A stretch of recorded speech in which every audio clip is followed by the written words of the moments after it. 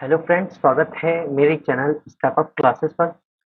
Friends, आपको पता होगा यूपीटीजीडी साइंस का एग्ज़ाम अब होने ही वाला है और साइंस के अंदर दो सब्जेक्ट आपके आते हैं, फिजिक्स और एक केमिस्ट्री। तो फिजिक्स और केमिस्ट्री का जो सिलेबस है यानी साइंस का जो सिलेबस है मैं अपने चैनल पर आपको करा रहा हूँ और इस सिलेबस में नोट्स और साथ में क्वेश्चन आंसर दोनों तरीके से कंप्लीट करा रहा हूँ। नोट्स में सभी टॉपिक्स की पहले एक्सप्लेनेशन है, फिर उसके प्रैक्टिस क्वेश्चन है जिससे आपको एक चैप्टर का पूरा कंप्लीट ओवरव्यू मिल जाता है और फिर आप उसके साथ कोई भी सैंपल पेपर अपनी ओर से लेकर उसे सॉल्व कर सकते हैं। तो आपकी एक बहुत अच्छी तैयारी उसके साथ हो जाएगी। तो फ्रेंड्स, यूपीटीजीडी फिजिक्स का ये चैप्टर नंबर 1 है, यूनिट एंड मेजरमेंट। ठीक है। अब इस चैप्टर के 2-3 टॉपिक में मैंने चैप्टर डिवाइड किया है। जैसे पहले में है यूनिट एंड मेजरमेंट, वही टॉपिक है जो चैप्टर का नाम है। सेकंड टॉपिक में था एरर एंड एक्यूरेसी टाइप के क्वेश्चन, जिसमें एरर के क्वेश्चन हमने देखे। और आज का जो हमारा टॉपिक है इसी चैप्टर का पार्ट 3 मान लीजिए आप, ये टॉपिक है स्केलर एंड वेक्टर क्वांटिटीज। देखिए, स्केलर एंड वेक्टर क्वांटिटीज जो ये टॉपिक है ये बहुत ही ज़्यादा इंपॉर्टेंट है और मैं ये गारंटी के साथ कह सकता हूँ कि एग्जाम में इस टॉपिक से क्वेश्चन जरूर आता है। एक्चुअली तो यूनिट 1 का जो चैप्टर है यूनिट एंड मेजरमेंट, इसके जितने भी टॉपिक्स हैं सबसे रिलेटेड एक क्वेश्चन जरूर मिलता है आपको। यूनिट्स में से क्वेश्चन मिलेगा, ठीक है, यूनिट एंड मेजरमेंट में से क्वेश्चन मिल जाएगा, चाहे तो कन्वर्जन का मिले, चाहे यूनिट्स पूछी जाए और चाहे डायमेंशन पूछे जाए। ठीक है। फिर एरर में से एक क्वेश्चन मिलता है और फिर मिलता है स्केलर एंड वेक्टर क्वांटिटी में से। तो एक तरह से पूरा चैप्टर इंपॉर्टेंट है। पहली दो वीडियो ऑलरेडी चैनल पर अपलोड है, ये है third video scalar and vector quantity. ठीक है। और अगर आप मेरे चैनल पे नए हैं तो मैं आपको बता दूं कि यूट्यूब चैनल पे पीजीटी फिजिक्स का और केमिस्ट्री का पूरा सिलेबस पढ़ा रहा हूँ। सारी वीडियो आपको इसी चैनल पे मिलेगी। As soon as possible syllabus पूरा कंप्लीट हो जाएगा, उसके बाद practice session previous year question हम करेंगे सैंपल पेपर के साथ। और साथ ही ये बात भी है कि अगर आप बिल्कुल नए हैं, आपको नहीं पता है, तो मैं आपको बता दूं टेलीग्राम चैनल का एक लिंक आपको मिल जाएगा इस स्क्रीन पर। वो आप टेलीग्राम पे जाइए, सर्च कीजिए, आपको एक चैनल मिलेगा स्टेप अप क्लासेस के नाम से। आप उस चैनल को ज्वाइन करेंगे तो आपको सभी कंटेंट जितना भी पीडीएफ वगैरह है, नोट्स हैं और क्वेश्चन आंसर हैं, ऑनलाइन गूगल फॉर्म के लिंक हैं जिससे आप क्वेश्चन आंसर कर सकते हैं, वो सभी आपको उस टेलीग्राम चैनल पर मिल जाएगा। तो अब ज़्यादा डिले ना करते हुए हम शुरू कर लेते हैं अपना chapter scalar and vector quantities, जो ये टॉपिक है शुरू कर लेते हैं। तो देखिए, इसमें पहला जो टॉपिक आता है वो आता है स्केलर क्वांटिटी। स्केलर क्वांटिटीज क्या होती है? तो scalar quantities are those which has only magnitude and not direction, जिसमें सिर्फ मैग्नीट्यूड होता है। देखिए, मैग्नीट्यूड का मतलब क्या होता है? परिमाण, यानी किसी चीज का वैल्यूएशन कितना है उसको हम मैग्नीट्यूड बोलते हैं। ठीक है। Example distance, speed and mass. देखिए, स्केलर क्वांटिटी कौन कौन सी है? डिस्टेंस है, स्पीड है, मास है। अब इनमें हम कैसे देखेंगे? मैग्नीट्यूड ओनली हमें चाहिए, नॉट डायरेक्शन हमें डायरेक्शन नहीं चाहिए, कैसे पता लगेगा? चलिए मैं आपको एक एग्जांपल देता हूँ। सपोज एक बॉल है, ये मान लीजिए एक बॉल है जिसको मैंने डिस्प्लेस किया और यहाँ से यहाँ तक पहुँचा दिया। मतलब मैंने इसको कुछ भी फोर्स लगा के यहाँ से यहाँ तक पहुँचा दिया। ठीक है, दो पोजीशन हो गई, एक पोजीशन ए है और एक पोजीशन बी है, ए से बी तक। और मैंने कहा ये जो डिस्टेंस है ये 10 मीटर की डिस्टेंस है, ओनली 10 मीटर डिस्टेंस मैंने इसको हटा दिया है। तो ये जो मैंने 10 मीटर बोला, मैंने आपको ये नहीं बताया किस डायरेक्शन में गया, बस मैंने कहा कि एक पॉइंट से दूसरे पॉइंट तक पहुंचा दिया है। अब ये तो आप सामने से देख रहे हो तो आपको लग रहा हो सर एक प्लेन में है, सीधी डायरेक्शन है, लेकिन ऐसा नहीं है। अगर आप इसको 3D प्लेन में देखें तो मैंने इसमें कोई डायरेक्शन का जिक्र नहीं किया। So distance distance is a scalar quantity, क्योंकि इसमें हमने कोई डायरेक्शन नहीं बताई है। ठीक है। अब अगला जो टॉपिक आता है हमारा, वो आता है स्पीड का। ठीक है, स्पीड क्या होती है? स्पीड होती है डिस्टेंस अपॉन टाइम। किसी ऑब्जेक्ट ने कितनी डिस्टेंस ट्रेवल की, कितने टाइम में ट्रेवल की, उसको हम क्या बोलते हैं? स्पीड बोलते हैं। Next is the mass. Mass क्या होता है? किसी भी बॉडी का जो उसके अंदर सब्सटेंस है उसकी क्वांटिटी कितनी होती है, वो मास होता है। अब मास के लिए भी किसी भी डायरेक्शन की जरूरत नहीं है। भाई एक ऑब्जेक्ट है, कहीं भी हो, उसकी जो मास अगर हम नाप रहे हैं तो वो जस्ट एक अमाउंट ऑफ सब्सटेंस हो गया। ठीक है, तो उसमें भी डायरेक्शन की कोई जरूरत नहीं होती। तो ये सभी जो होती हैं वो स्केलर क्वांटिटीज हैं। अब वेक्टर क्वांटिटीज की बात करते हैं। वेक्टर क्वांटिटी को डिफाइन करने के लिए मैग्नीट्यूड के साथ साथ डायरेक्शन की भी जरूरत पड़ती है, यानी परिमाण और दिशा दोनों होती हैं। सदिश राशि वेक्टर क्वांटिटीज कहते हैं, जिसमें परिमाण और दिशा दोनों होती हैं। So vector quantities contain magnitude and direction both. ठीक है। Example velocity, force and pressure.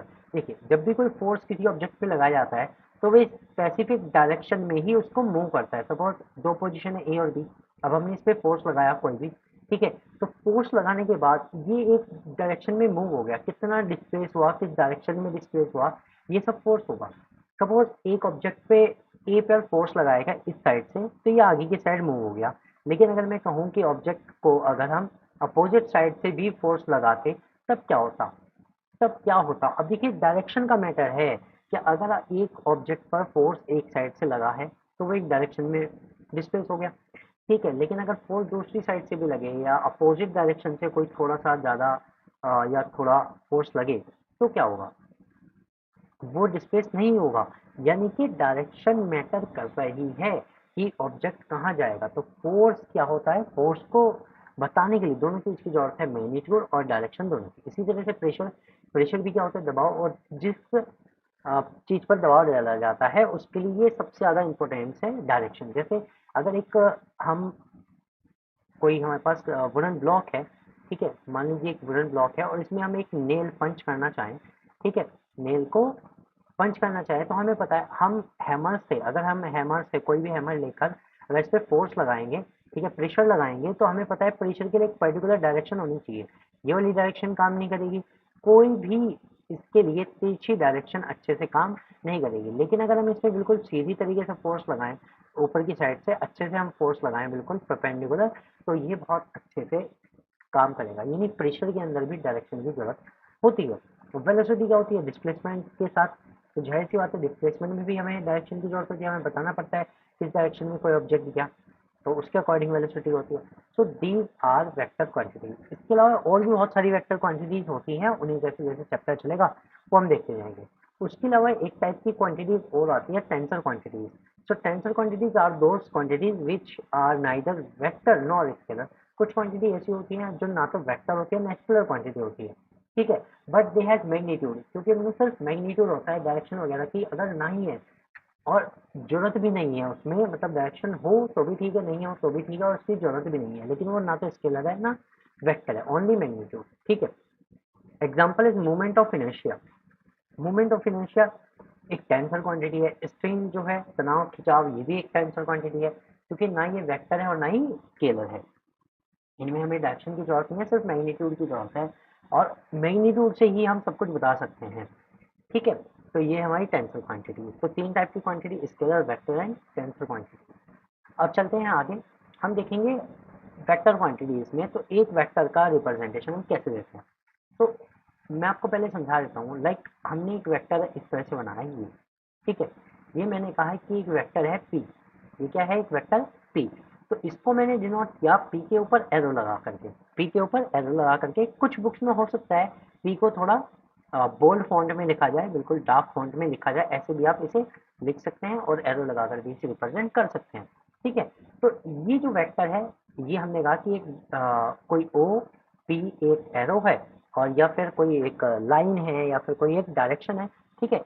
तो वो एक वेक्टर की तरह हमने रिप्रेजेंट किया। So representation of vector, a vector is represented by an arrow over English alphabet. जिससे भी आप इसे डिनोट कर रहे हो इंग्लिश अल्फाबेट से, उसके ऊपर एरो लगाकर हम रिप्रेजेंटेशन देखते हैं वेक्टर का। इसके बाद एक इंपॉर्टेंट चीज आती है यूनिट वेक्टर। यूनिट वेक्टर क्या होते हैं, यूनिट वेक्टर अपने आप में कह रहा है यूनिट यानी एक, that is magnitude has one. इसका मैग्नीट्यूड कितना होता है, one and some specific direction, किसी पर्टिकुलर स्पेसिफिक डायरेक्शन में होता है। अब देखिए जिस भी वेक्टर का आपको यूनिट वेक्टर देना है, आप उसको कैप से रिप्रेजेंट करते हैं। जैसे लाइक मैंने एक वेक्टर लिया है ए, और उसका मुझे अगर डायरेक्शन यानी यूनिट वेक्टर देना है तो मैं क्या करूँगा ए कैप, और ए कैप जो होता है वो होता है vector A upon vector A का मैग्नीट्यूड। इन चीज से रिप्रेजेंट करते हैं।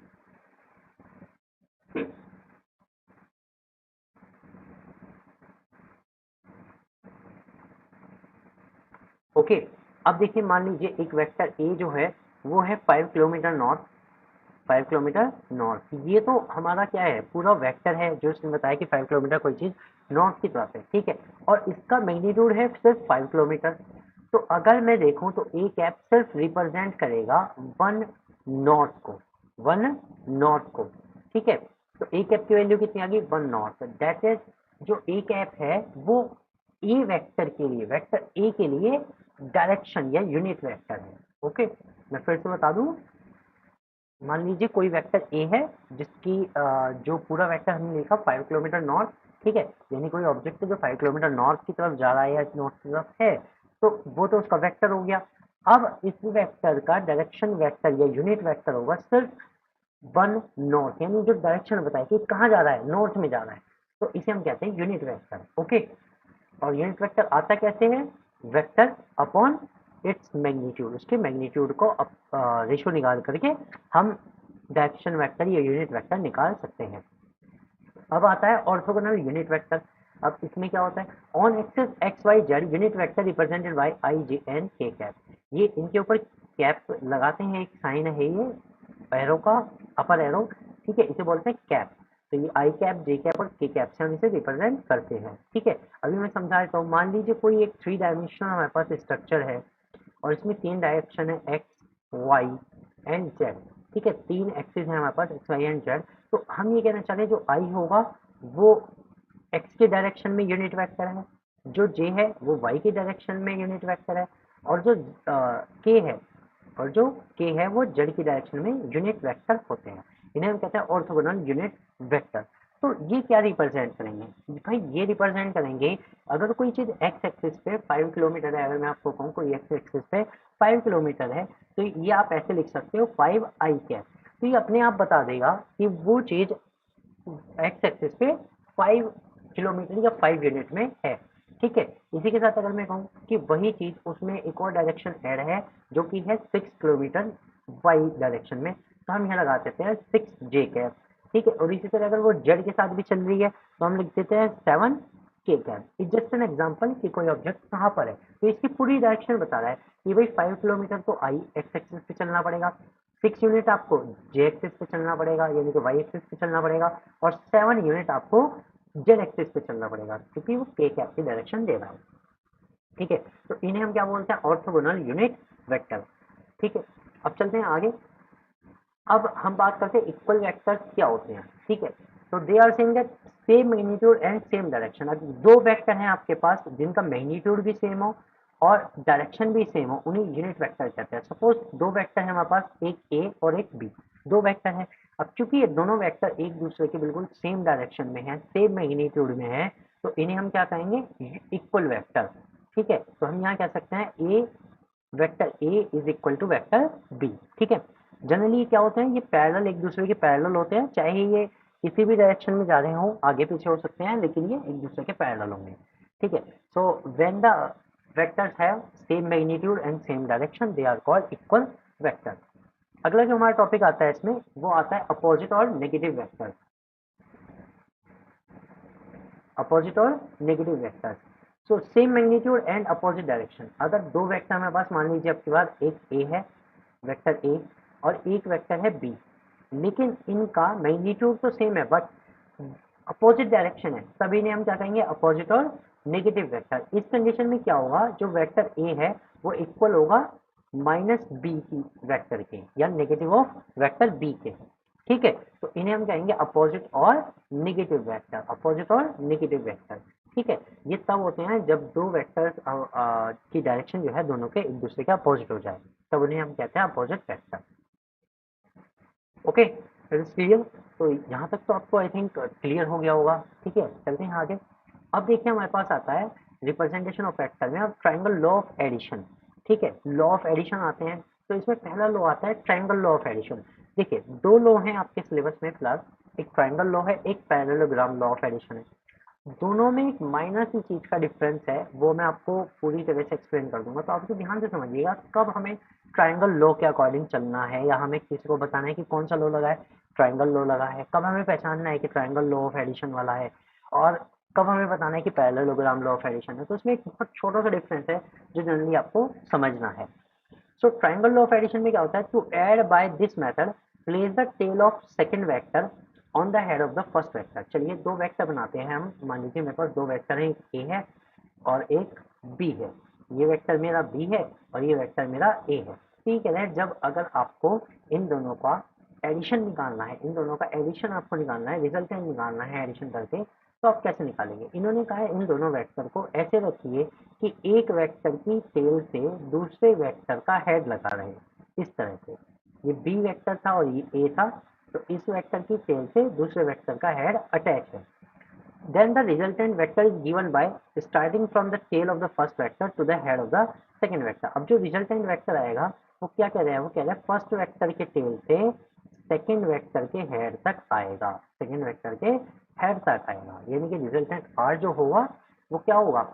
फर्स्ट वेक्टर की टेल से सेकेंड वेक्टर के हेड तक होगा, चाहे कितना भी बड़ा हो चाहे छोटा हो, एंगल कुछ भी हो, डज नॉट डिपेंड। तो इसे हम कहते हैं ट्राइंगल लॉ ऑफ एडिशन। अब ट्राइंगल लॉ ऑफ एडिशन में हम ये भी कह सकते हैं दैट आर जो है vector R will be equal to vector A plus vector B. अब ये तो वेक्टर में हो गया, लेकिन अगर हम इसके देखें कि हम मैग्नीट्यूड के साथ इसे कैसे सॉल्व करें, तो इसमें एक फॉर्मूला हम लगा के अब इसे पूरा एक्सप्लेन करते हैं। ठीक है, मैं बना लेता हूँ इसे पूरा डायग्रामेटिकली, आपको समझा देता हूँ कि कैसे आपको इसे निकालना है। सपोज ये एक वेक्टर ए है, ठीक है, और वेक्टर ए का जो मैग्नीट्यूड है वो ए है। ओके, अब एक और वेक्टर है इसमें, वेक्टर बी, इस तरह से, ठीक है, और वेक्टर बी का जो मैग्नीट्यूड है वो कितना है? वो बी है, वेक्टर बी का मैग्नीट्यूड बी है। ओके, अब हमारे पास जो रिजल्टेंट आएगा, हमने अभी अभी देखा, जो रिजल्टेंट होगा वो कहाँ से कहाँ तक आएगा? वो आएगा फर्स्ट वेक्टर के टेल से लेके सेकेंड वेक्टर के हेड तक। इस तरह से हम ये कह सकते हैं कि हमारा रिजल्टेंट वेक्टर आएगा। तो यहाँ जो रिजल्टेंट वेक्टर आ रहा है, हमें ये तो पता है कि आर इज इक्वल होगा vector A plus vector B, ठीक है, लेकिन अगर हम आर वेक्टर का मैग्नीट्यूड निकालें तो वो होगा R is equal under root vector A square plus B square plus 2ab cos theta. ठीक है, अब क्योंकि मैंने वेक्टर को किससे रिप्रेजेंट किया? मैंने वेक्टर को ए और बी से रिप्रेजेंट किया, तो मैं कह सकता हूँ R is equal under root A square plus B square plus 2ab cos of theta. इससे हम निकाल सकते हैं, ये हमारा फॉर्मूला होता है रिजल्टेंट निकालने का। ठीक है, ये हमारा फॉर्मूला है रिजल्टेंट को निकालने का। ओके, तो ये फॉर्मूला ड्राइव हो गया। अब इसमें जो एंगल होता है रिजल्टेंट के साथ वेक्टर ए का जो एंगल होता है थीटा, तो अगर कोई आपसे पूछे डायरेक्शन बताओ, तो डायरेक्शन का मतलब होता है थीटा की वैल्यू पूछ रहा है, और थीटा की वैल्यू क्या आती है? थीटा की वैल्यू आती है B sine theta divided by A plus B cos theta, B sine theta upon A plus B cos of theta. ये दो फॉर्मूले हमें यहाँ पर याद रखने हैं ट्रायंगुलर लॉ ऑफ एडिशन में।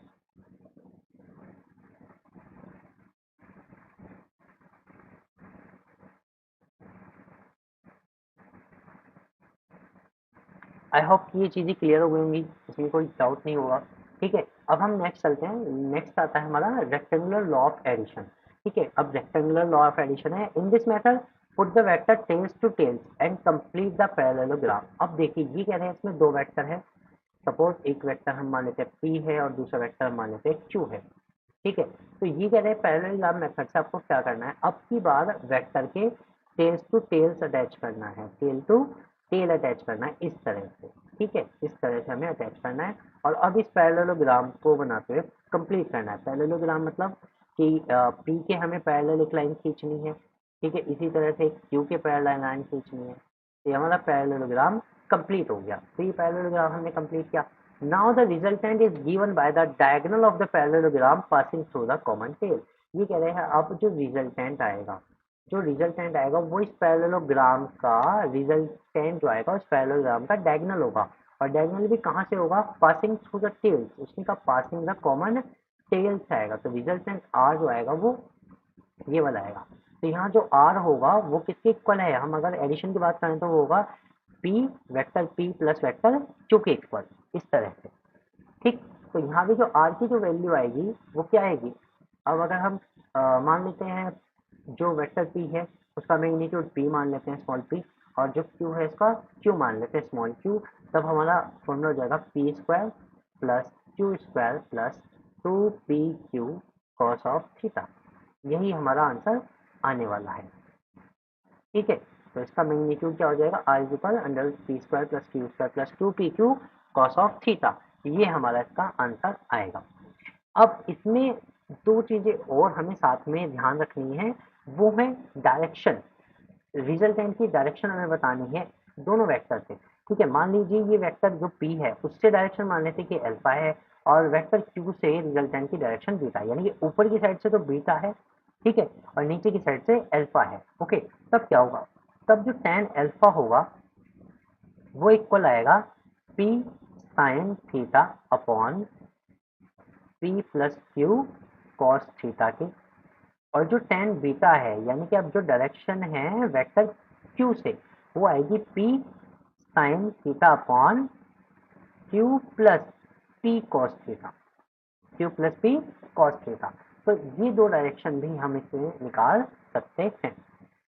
ओके, एंड जो थीटा एंगल था वो कहाँ था, वो थीटा एंगल था क्यू और पी के बीच का एंगल। थीटा एंगल कहाँ था, पी और क्यू के बीच का एंगल जो रह गया था मैंने बता दिया। ओके, आई होप यहाँ तक तो क्लियर होगा। अब हम देखते हैं सब्ट्रैक्शन ऑफ वेक्टर। एडिशन के बाद आता है सब्ट्रैक्शन। तो सब्ट्रैक्शन बहुत इजी है। They are saying that subtraction is same addition of negative. Subtraction को आप इस तरह मान लीजिए कि एडिशन जो है वो नेगेटिव का एडिशन है। अब इस केस में क्या होगा, सब्ट्रैक्शन के केस में देखिए क्या होता है, जब दो वेक्टर्स की डायरेक्शन अपोजिट हो जाए, दो डायरेक्शन जो है अपोजिट हो जाए, या फिर एक पॉजिटिव में जा रहा है दूसरी नेगेटिव एक्सिस पे आ जाए, ठीक है, इस केस में मैं आपको कोऑर्डिनेशन से समझाता हूँ थोड़ा सा। लाइक हमारे पास दो कोऑर्डिनेशन में हम बना रहे हैं, एक एक्स एक्सिस और एक वाई एक्सिस।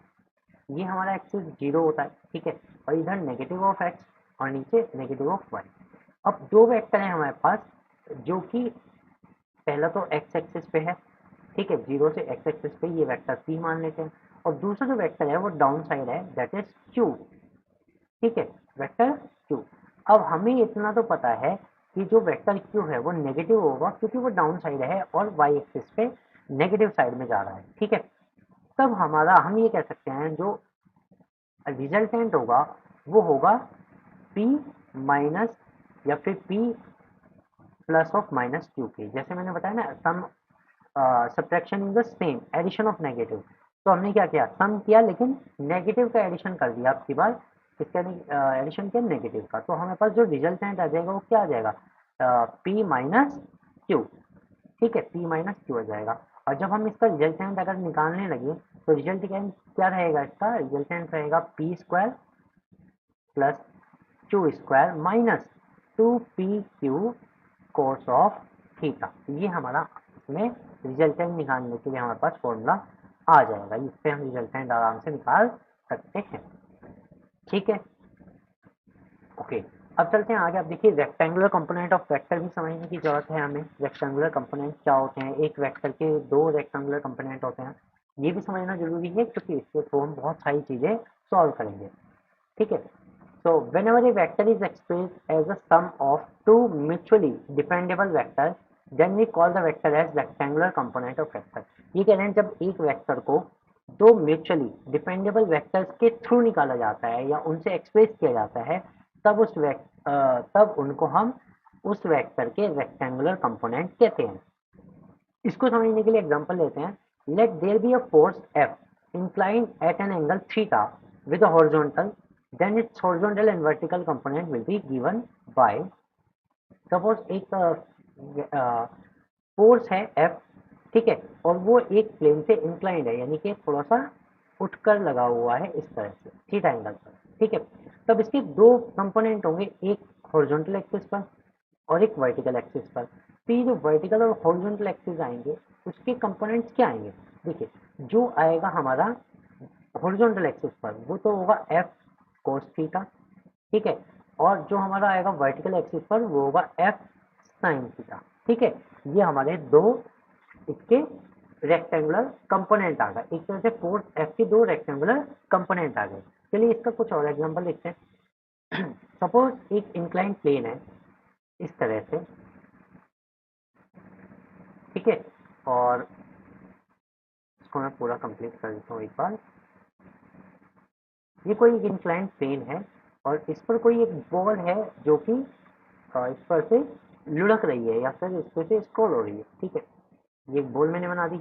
अब इस बॉल पर क्या होगा, ये वर्क शो करेगी दो डायरेक्शन में, एक नीचे जाते हुए और एक बिल्कुल इसके परपेंडिकुलर। ठीक है, तो जो मेन इसका वर्क फोर्स आ रहा है, अगर हम देखें इसका मेन वर्क आ रहा है वो इस तरह से आएगा, बिल्कुल ग्रेविटी के साथ नीचे। ठीक है, तो इस केस में हमारे पास मेन वर्क तो ये आ रहा है, लेकिन ये वर्क दोनों डायरेक्शन में कर रही है, आगे जाते हुए भी और थोड़ा सा उस प्लेन पर टिके रहने के लिए भी। ये वाला जो वर्क है उस प्लेन पर टिके रहने के लिए, यानी कि ये फर्स्ट मान लेते हैं और ये सेकंड मान लेते हैं। अब ये जो वर्क आया है, W जो आया है, वो दो रेक्टेंगुलर कंपोनेंट से दिखा रहा है, एक फर्स्ट से और एक सेकंड से। तो ये जो फर्स्ट और सेकंड है, ये इसके रेक्टेंगुलर कंपोनेंट है। अब इनकी वैल्यू कैसे निकालेंगे, तो देखिए, जो हमारा एक्सिस के, जो हमारा हॉरिजॉन्टल एक्सिस या फिर जो हमारा जो भी एक्सिस है, जिस भी बेस के, जिस भी प्लेन के पैरेलल होगा, वो हमारा हॉरिजॉन्टल एक्सिस होता है। यानी ये जो सेकंड वाला है, ये हमारा हॉरिजॉन्टल काम करेगा, that will be W cos of theta, W cos of theta. और जो हमारा फर्स्ट है, क्योंकि वो इसके बिल्कुल परपेंडिकुलर है, 90 डिग्री पे है, ये हमारा क्या होगा, ये होगा हमारा W sin थीटा। तो जो हमारा वेक्टर W है, उसके दो कंपोनेंट आ गए, एक W sin थीटा और एक W cos थीटा। तो मैं आपको बता दूं W cos थीटा किसके लिए आता है, जब हॉरिजॉन्टल प्लेन के पैरेलल जो भी होता है उसके लिए आता है cos थीटा वाला, और जो वर्टिकल कंपोनेंट होता है उसके लिए आता है sin theta. Okay, so these are the rectangular component जिससे हम बहुत सारी चीज़ों की एग्जैक्ट डायरेक्शन को पता कर सकते हैं। अब एक चीज़ और आती है, unit vector along the coordination axis. Unit vector निकालते हैं along the coordination axis.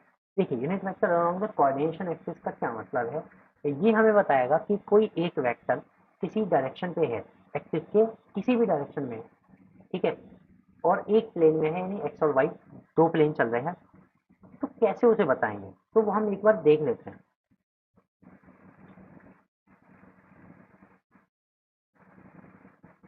Suppose हमारे दो एक्सिस हैं, एक एक्स एक्सिस और एक वाई एक्सिस। ओके, और वाई एक्सिस, इन दोनों एक्सिस पे कोई एक वेक्टर कुछ इस तरह से है यहाँ पर, और इसके अगर मैं कोऑर्डिनेट्स लिखूँ आपको, वेक्टर ए की कोऑर्डिनेट्स अगर मैं लिखूँ, मान लीजिए 5 एंड 7 है, 5 एंड 7, एक्स पे 5 है और जेड पे 7 है, तो इसको आप कैसे रिप्रेजेंट करोगे into the form of coordination. ठीक है, तो हम इसे ऐसे लिखते हैं, vector a is equal 5 I cap, that is कि ये जो वेक्टर है ए, वो 5 यूनिट है एक्स एक्सिस पे। आई कैप किसको रिप्रेजेंट कर रहा है, किसका यूनिट वेक्टर है, एक्स एक्सिस का, प्लस 7 है जे कैप, इसको हम ऐसे रिप्रेजेंट करेंगे। ठीक है, तो हम इसे ऐसे रिप्रेजेंट करेंगे। अब सपोज कि कोई वेक्टर इसके अपोजिट है, ठीक है, कोऑर्डिनेशन में कोई वेक्टर इसके अपोजिट भी हो सकता है। चलिए एग्जांपल एक और देख लेते हैं। मान लीजिए अब की बार मैंने ऐसे बनाया 4 इस तरह से, ये एक्स एक्सिस, ये वाई, ये नेगेटिव ऑफ एक्स होगा और ये वाई ऑफ नेगेटिव होगा। ठीक है, नेगेटिव ऑफ वाई। अब देखिए, कोई एक एक्सिस मतलब कोई कोऑर्डिनेट्स कुछ इस तरह से है, लाइक दिस। ठीक है, तो इस केस में हम क्या लिख सकते हैं, बताइए, इस केस में हम क्या लिख सकते हैं, बताइए। इस केस में मान लीजिए वेक्टर बी है, तो वेक्टर बी को हम किसी भी यूनिट से, जो भी इसके कोऑर्डिनेट्स हैं यहाँ पर, इससे रिप्रेजेंट कर सकते हैं। सपोज ये हमारे 3 एंड 6 हैं, तो ये कैसे होंगे, ये नेगेटिव्स के होंगे, क्योंकि ये नीचे ये डायरेक्शन में है।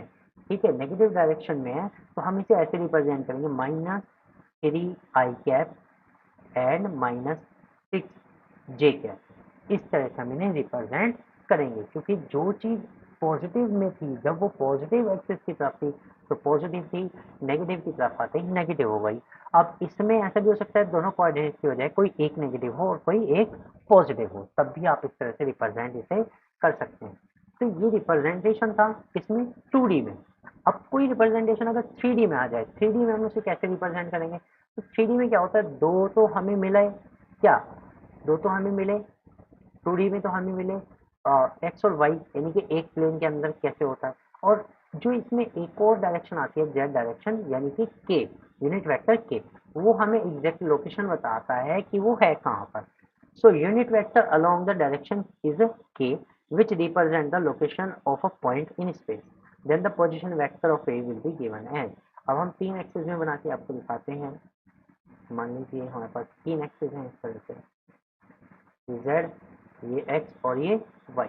अब मैं इस पे आपको एक रिप्रेजेंटेशन देके दिखाता हूँ, थोड़ा सा समझिएगा।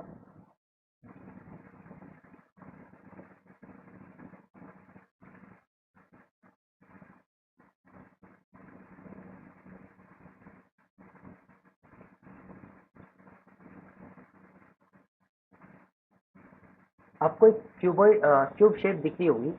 इस क्यूब शेप में मैं आपको बताता हूँ कुछ पॉइंट्स हैं। तो एक पॉइंट्स मैं आपको इसमें समझाता हूँ। लाइक ये वाला पॉइंट है, ये वाला पॉइंट ऐसा है जो तीनों एक्सिस से आ रहा है। ये एक्स वाई एक्सिस से भी है और ये जेड एक्सिस से भी है। अगर मैं इस वाले बी वाले एक्सिस से देखूँ तो ये वाला जो पॉइंट है ये कैसा है, ये 3D एक्सिस पे है, ये 3D एक्सिस पे है। अब इसको रिप्रेजेंट कैसे करेंगे, ये वेक्टर मान लीजिए ए वेक्टर है, इसको हम कैसे रिप्रेजेंट करेंगे।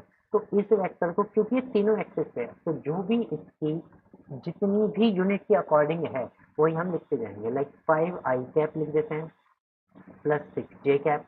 और चूंकि के कैप में भी है, के कैप उसकी पोजीशन लोकेशन बता रहा है, तो इसलिए हम इसे के कैप में भी लिख सकते हैं। लाइक हम लिख देते हैं 3 के कैप। तो ये हमें एकदम एग्जैक्ट जो इसकी पोजीशन है वो बता रहा है। तो 3D में हम तीनों से रिप्रेजेंट करेंगे, आई कैप, जे कैप और के कैप से। तो ये एक तरह से हम ये भी कह सकते हैं रिप्रेजेंटेशन था एक वेक्टर का 3D में। और 2D में हम कैसे बताते हैं, उससे क्या मतलब है। अगर आप ये लिखा हुआ देख रहे हैं कि ए इज इक्वल 5i6j और 3k आ रहा है, के कैप आ रहा है, तो इसका क्या मतलब है। इसका मतलब है कि उसकी एग्जैक्ट पोजीशन कहाँ पर है, कौन से एक्सिस पर कितना आपको चलना है। ठीक है, तो ये 3D था। अब दो चीजें और आती हैं, एक आती है डॉट प्रोडक्ट, स्केलर प्रोडक्ट, और दूसरी आती है फिर cross product, that is vector product. तो ये हमारे पास एग्जाम में बहुत इंपॉर्टेंट तरीके से आता है, बहुत बार पूछा जाता है, डायरेक्टली इसमें से जाता है या फिर क्वेश्चन बन जाते हैं। तो जो भी डॉट प्रोडक्ट की आइडेंटिटी है मैं आपको लिख देता हूँ सारी की सारी। डॉट प्रोडक्ट में क्या होता है, देखिए दो वेक्टर हैं मान लीजिए और दो सेम वेक्टर हैं। ठीक है, ये P है और इसके साथ में दूसरा वेक्टर है P। ठीक है, तो अगर हम इनका डॉट प्रोडक्ट निकाल रहे हैं तो ये इक्वल हो जाएगा P स्क्वायर पे। किसके इक्वल हो जाएगा, P स्क्वायर पे। ठीक है, अब मान लीजिए एक वेक्टर P है लेकिन दूसरा वेक्टर Q है। ठीक है, और अब हम इनका क्या निकाल रहे हैं, डॉट प्रोडक्ट निकाल रहे हैं, स्क्वायर प्रोडक्ट निकाल रहे हैं, तो हो जाएगा p q cos of theta. जहां p arrow and q arrow तो क्या है, वेक्टर्स हैं, जबकि पी और क्यू उनके मैग्नीट्यूड हैं दोनों के। थर्ड आइडेंटिटी कहती है if P dot Q then Q dot P will always be equal. यानी कि अगर हम P को Q से डॉट प्रोडक्ट कराएं तो Q को P से डॉट प्रोडक्ट कराने पर भी सेम ही रहेगा। ठीक है, अगला जो आता है हमारा कम्युनिटेटिव लॉ है। ठीक है, इसमें P dot Q plus R अगर है, ठीक है, तब ये डिस्ट्रीब्यूटिव लॉ की तरह काम करेगा। P डॉट Q होगा प्लस P डॉट R होगा। Okay, next fifth point, dot product में जो हमारे यूनिट वेक्टर हैं, डायरेक्शन वेक्टर, यूनिट वेक्टर जो हैं, उनका जो डॉट प्रोडक्ट होता है, आपस में जो डॉट प्रोडक्ट होता है वो किसके इक्वल होता है, वो 1 के इक्वल होता है। इस बात को आप ध्यान रखिए। तो डॉट प्रोडक्ट जो होता है डायरेक्शन का वो किसके इक्वल होता है, 1 के इक्वल होता है। अगर डॉट प्रोडक्ट में आपने इनको अपोजिट कर दिया, like I cap J cap और जे कैप इंटू के कैप और के कैप इंटू आई कैप, इस तरह से अपोजिट कर दिया तो वो 0 के इक्वल होगा। यानी कि दो अपोजिट यूनिट वेक्टर का जो डॉट प्रोडक्ट होता है, स्केलर प्रोडक्ट होता है, वो क्या होता है, 0 होता है। Next identity, if a is equal a x i cap plus a y j cap plus a z k cap and b is equal b x i cap plus b y j cap plus b Z k cap, then a dot product b, a dot b will be equal to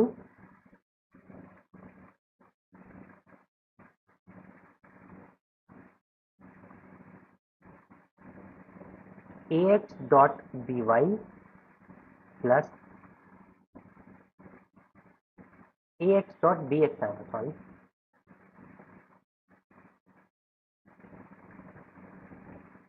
ax dot bx plus ay dot by plus az dot B Z के ये equal हो जाएगा, यानी इनके dot product के equal हो जाएगा। Next 8 point, cos theta. अगर आपको डायरेक्शन बतानी है तो कोस थीटा इज इक्वल होता है P dot Q upon magnitude of P and magnitude of Q. Okay, and ninth identity आती है if P and Q are perpendicular. अगर दो हमारे वेक्टर्स परपेंडिकुलर हैं 90 डिग्री पर है then P dot Q will be equal to 0. अगर दो वेक्टर हमारे क्या है परपेंडिकुलर है एक दूसरे के, यानी कि एक मान लीजिए P इस डायरेक्शन में है और Q इस डायरेक्शन में है, तब P डॉट Q क्या होगा 0 के इक्वल होगा. ओके, यानी इनका डॉट प्रोडक्ट क्या होगा 0 हो जाएगा. तो ये डॉट प्रोडक्ट की आइडेंटिटी आप नोट कर लीजिएगा, अपने पास रखिएगा इन्हें, और एक दो बार रिपीटिशन जब आप करेंगे तो ये आपकी कंफर्म हो जाएंगी. इनमें से चीज़ें पूछी जाती हैं. दूसरी आती है क्रॉस प्रोडक्ट. क्रॉस प्रोडक्ट को हम कहते हैं वेक्टर प्रोडक्ट भी हम इसे कहते हैं. इसकी भी कुछ आइडेंटिटीज है, वो भी लिख लेते हैं. इसमें सबसे पहले आती है P क्रॉस Q. अगर P क्रॉस Q होता है तो ये इक्वल होगा माइनस Q क्रॉस P के, माइनस Q क्रॉस P के. Second identity if P cross Q, अगर हमें यही निकालना है तो ये इक्वल होगा, अगर हम इसके मैग्नीट्यूड निकालें तो होगा पी क्यू साइन थीटा के इक्वल. थर्ड आइडेंटिटी आई कैप क्रॉस जे कैप, यानी कि अगर हम यूनिट वेक्टर का क्रॉस कराएं तो ये आई कैप और जे, यानी दो अपोजिट यूनिट वेक्टर का जो क्रॉस होगा वो तीसरे जो यूनिट वेक्टर है उसके इक्वल होगा. That is I cross J is equal के. देन हम लिख सकते हैं जे क्रॉस, अगर हम के कराएंगे तो क्या आएगा हमारे पास आई ही आएगा, आई कैप. और अगर हम के क्रॉस आई कैप करा दें तो क्या आना चाहिए हमारे पास, तब आएगा हमारे पास जे कैप. तो ये तीन आइडेंटिटी इंपॉर्टेंट है. ठीक है, नेक्स्ट आइडेंटिटी क्या है, अगर हम एक को क्रॉस करके कराए आई कैप क्रॉस के कैप, तब ये आएगा नेगेटिव ऑफ जे कैप. ठीक है, नेक्स्ट रूल देखिए, ये चीज़ें बहुत इंपॉर्टेंट है, इसको समझना भी जरूरी है. के कैप क्रॉस कराने हैं जे कैप से, तब ये आएगा minus i cap. And if we are crossing j cap crossing i cap, तब ये किसके इक्वल आएगा, तब ये आएगा negative of k cap. Okay, ninth identity कहती है i cap cross i cap is equal j cap cross j cap is equal k cap cross k cap will always be equal. यानी कि unit vectors का, ठीक है, unit direction vector का आपस का जो क्रॉस प्रोडक्ट होता है वो क्या होता है, वो 0 होता है. Next most important identity if two vectors are parallel, अगर कोई दो वेक्टर दिए हैं लाइक पी एंड क्यू और वो पैरेलल हैं, देन जो उनका क्रॉस प्रोडक्ट होगा, वो 0 के इक्वल होगा. यानी कि अगर दो वेक्टर हैं P एंड Q और ये दोनों पैरेलल हैं, तब इनका जो क्रॉस प्रोडक्ट आएगा वो किसके इक्वल आएगा, 0. सो ये जो वीडियो थी ये वेक्टर एंड स्केलर क्वांटिटी पर थी. ठीक है, और इसी के साथ जो वेक्टर एंड स्केलर क्वांटिटी के जो नोट्स आपके लिए इंपॉर्टेंट थे वो मैंने करा दिए. अब इससे ज़्यादा आपकी जो प्रैक्टिस बनेगी वो बनेगी क्वेश्चन आंसर पे. तो इससे अगली वीडियो क्वेश्चन आंसर की होने वाली है, आप उसको भी जरूर देखिएगा. ठीक है, और इसी तरह से आप तैयारी करते रहिए, हमारे चैनल के साथ बने रहिए. चैनल को सब्सक्राइब जरूर कर लेना. वीडियो अच्छी लगा हो तो लाइक कीजिएगा, और अगर इसमें कोई डाउट आपको रह गया है तो आप नीचे कमेंट बॉक्स में लिख सकते हैं बेझिझक. अगर आपको ये वीडियो कहीं और से मिली है तो अभी आप मेरे टेलीग्राम चैनल का लिंक ले लीजिए और उस टेलीग्राम चैनल पर जाइए. ठीक है, वहाँ पर मुझे आप लिख सकते हैं, तो उसमें सभी चीज़ें एक्सप्लेन हो जाएंगी. और इसी के साथ तैयारी करते रहिए. ठीक है, मैं लेता हूँ अलविदा आपसे, मिलते हैं अगली वीडियो में. बाय.